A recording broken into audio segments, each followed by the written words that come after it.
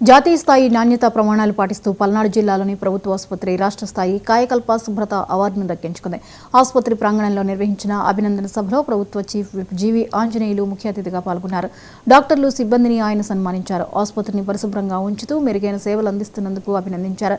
అనంతరం 108 అంబులెన్స్ను పరిశీలించి అందులోని అత్యవసర వైద్య సదుపాయాలపై సంతృప్తి వ్యక్తం చేశారు. ఈ కార్యక్రమంలో కూటమి నాయకులు, ఆరోగ్య శాఖ సిబ్బంది తదితరులు పాల్గొన్నారు. రేటు తగ్గించి 1000 కోట్లు ఈరోజు ప్రభుత్వానికి ఆదాయం చేస్తాం.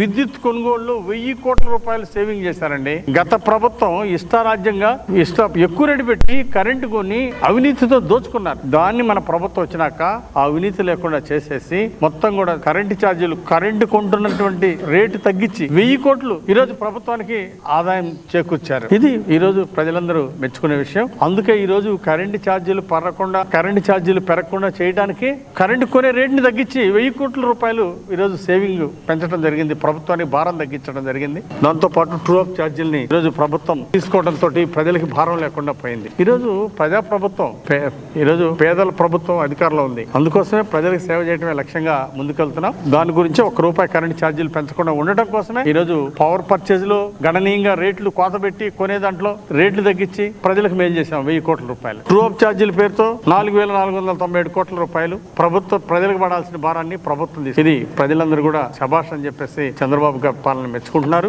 వైసీపీ వాళ్ళు విమర్శించేవాళ్ళు ఈరోజు ప్రజలకు సమాధానం చెప్పండి. 11 సార్లు మీరు ఎందుకు పెంచారు, కరెంట్ ఛార్జీలు పెంచారో ప్రజలు పెట్టండి. ట్రూ అప్ ఛార్జీల పేరుతో 32,000 కోట్లు ఎందుకు పెంచారో ఈరోజు ప్రజలకు మీరు సమాధానం చెప్పండి. ఆ రోజు 9 గంటల నాణ్యమైన విద్యుత్ మీరు ఎందుకు ఇవ్వలేకపోయారు, ఈరోజు ప్రజలకు సమాధానం చెప్పండి. ఈరోజు రోజుకు ఒక అబద్ధం ఆడుతూ దుష్ప్రచారాలు చేయటం పెట్టుకుంటే ఏం జరిగింది? గతంలో ఎట్లా ఓడిపోయారో భవిష్యత్తులో కూడా అదే పరిస్థితి ఉంటుంది. రోజుకు ఒక అబద్ధం ఆడటం, అబద్ధాలకు బ్రాండ్ అంబాసిడర్ గా ఈరోజు జగన్ ఉంటే ప్రజలు ఎట్లా క్షమిస్తారు?